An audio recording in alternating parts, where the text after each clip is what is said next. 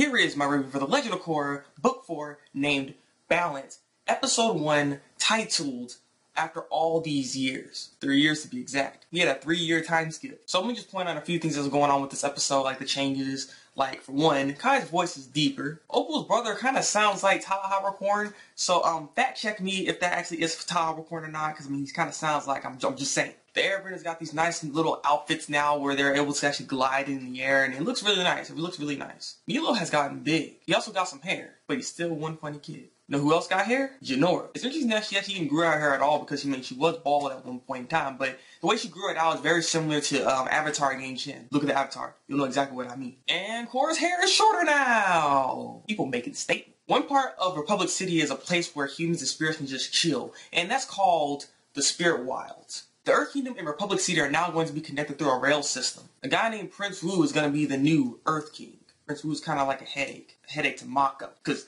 Mako has to protect that guy 24/7, 365.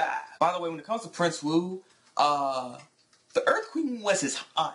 So with that alone, it makes you question how well he'll actually be able to run Ba Sing Se. Because if you remember, the Earth Queen was quite terrible. Not to mention when it comes to Prince Wu, he's very materialistic. He likes all the fancy things in life and all the money and all that stuff. So I mean, I don't know.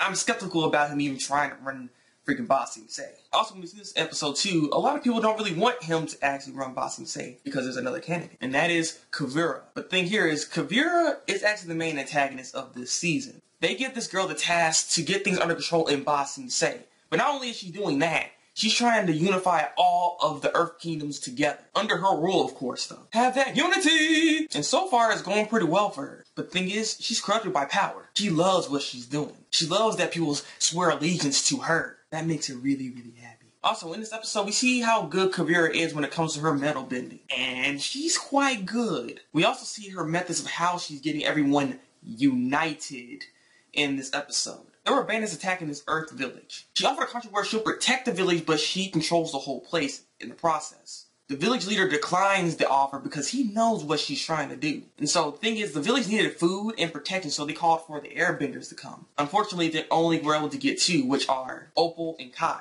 But they weren't much help here in the situation. Yeah, they're able to stop a few bandits. Later in the episode, they try to get some food to go back to the place, to be able to feed the people in that village. The bandits snuck up on them while they're in air, mind you, and just took their stuff. So they came back empty-handed. And the thing is, Kai actually had the contract because Korra gave Kai the contract and was like, try to convince these people that they need the help. They need the freaking help. And so after what happened and losing the food, he's like, I think you need to sign this contract. So under that pressure, he signs the contract. And so far, it looks like it's okay and everything, every willy-nilly, and everybody's actually helping. It's all supposed to be nice and friendly, but it's not really like that. You just see it in Korra's face. That girl is just so menacing. Not to mention, I believe that those bandits were under Korra's control and told them to try to steal that food, just to bring on the pressure to get that place. But I'm just speculating. I just want to say, though, I'm glad that we actually have an Earthbender antagonist this time, and this is the last season. And not only is she an Earthbender antagonist,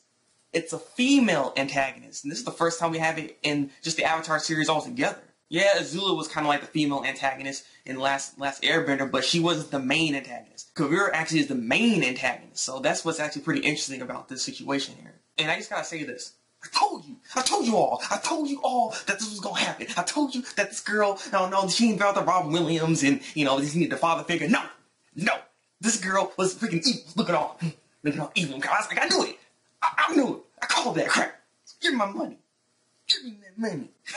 Korra's been lying where she's been at. No one knows where she's at. It seems as though she's somewhere in the Earth Kingdom, and she's like in this underground fighting arena trying to get some money. And what's really interesting is that she loses that fight. And some people recognize her as the Avatar, but they're not really sure because, she cut her hair, so they're not really sure if that's really the Avatar or not. So it's quite interesting what's going on with her. Why is she in hiding right now? Why is she trying to, do her duty as the Avatar and make sure things are still okay? It's possible that she thinks she's not really needed because, the Airbenders are pretty much doing her job and trying to maintain order and helping people out and stuff. So it's possible she's thinking that she don't need to be needed anymore. Or she could just be running away. She did have a near-death experience when she was facing it against Sahir. So maybe she's just kind of scared and maybe doesn't want to go through all that again. And she's just trying to get away from all this Avatar stuff and her duty as the Avatar. We don't really know, though. We're just going to have to wait and see. And I'll admit, when I watched that trailer, I had some idea what was going on, but now I'm really confused. Because there is one moment where she has long hair, then there's other moments where she isn't, and then she finds somewhere else, and it's all really interesting. So it seems like we're probably going to get some kind of like flashbacks going on in the next couple of episodes, and maybe tell us what she's been doing for the last 3 years, and maybe her journeys, and maybe trying to find herself, because she still seems lost to this point right now. Also, there's another thing I actually want to see in the season, because we can't just kind of push that to the side. They're still there, and that is the Red Lotus. So I'm hoping they make a return or do something. I'll admit, I was thinking, actually, I'm not alright, so I was thinking that Kavira was probably a part of the Red Lotus, but it doesn't seem to be that way. So overall, this was a really good episode. I really enjoyed this. This season is shaping up to be something very, very interesting. A lot of spiritual stuff's going on. Of course, Toph is going to be here at some freaking point in time, so I cannot wait.